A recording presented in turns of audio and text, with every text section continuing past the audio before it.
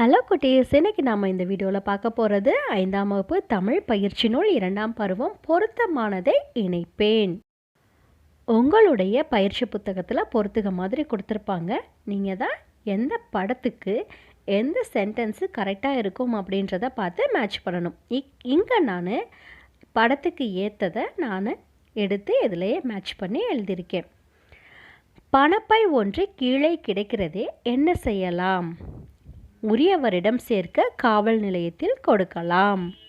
இங்கே ஒரு அம்மா என்ன சொல்கிறாங்க, ஒரு பேகு அதில் பணம் இருக்குது, அது கீழே கிடக்கு, என்ன செய்யலாம் அப்படின்றாங்க. அதுக்கு அந்த பாப்பா என்ன சொல்லுது, நம்ம அதை கொண்டு போய் போலீஸ் ஸ்டேஷனில் கொடுத்தா அது யாருடையதுன்னு கேட்டு அவங்ககிட்டே கொடுத்துருவாங்க அப்படின்னு சொல்லுது. எதுக்கு கரெக்டான சென்டென்ஸ்?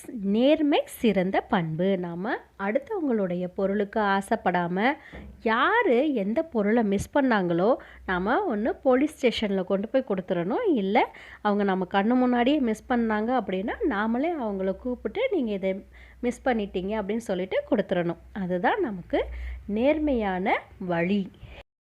நம் ஊரில் நூலகம் அமைக்க உங்களால் முடிந்த உதவியை செய்யுங்கள்.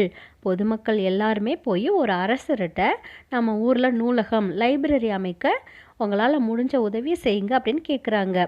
இது போன்ற வீண் வேலைகளுக்கெல்லாம் நான் உதவ மாட்டேன். ஆனால் அந்த அரசர் என்ன சொல்கிறாரு, இது வீண் வேலை, இதுக்கெல்லாம் நான் உங்களுக்கு ஹெல்ப் பண்ண மாட்டேன் அப்படின்றாரு.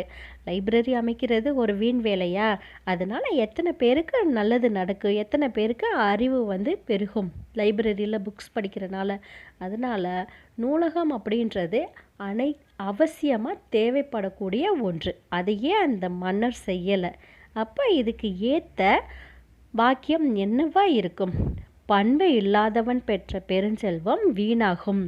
இந்த அரசர்கிட்ட எவ்வளவு பணம் இருந்தாலும் செய்ய வேண்டிய காரியத்துக்கு அதை செய்யலை அப்படின்னாலே அவர்கிட்ட இருக்க அந்த பெரும் செல்வம் எல்லாமே வேஸ்ட்டு தான். அதுக்கு மதிப்பே இல்லை. எனக்கு முதலில் கொடுங்கள். நீ படித்திருக்கிறாய், ஆனாலும் வரிசையில் வராமல் குறுக்கே வருகிறாயே.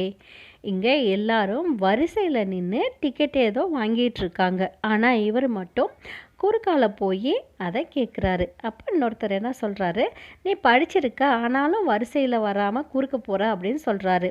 அப்போ என்ன தான் படிச்சிருந்தாலும் நாம் அந்த ரூல்ஸை ஃபாலோ பண்ணி தான் ஆகணும்.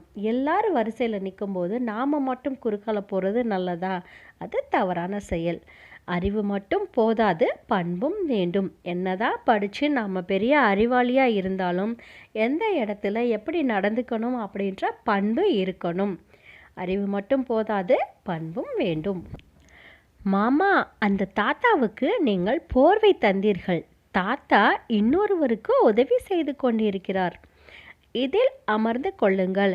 இங்கே ஒரு மாமா என்ன பண்ணியிருக்காரு, இங்கே இருக்க தாத்தாவுக்கு போர்வை கொடுத்துருக்காரு. ஆனால் அந்த தாத்தா நடக்க முடியாத ஒருவருக்கு சேரை கொடுத்து இதில் நீங்கள் உட்காருங்க அப்படின்னு சொல்கிறாரு.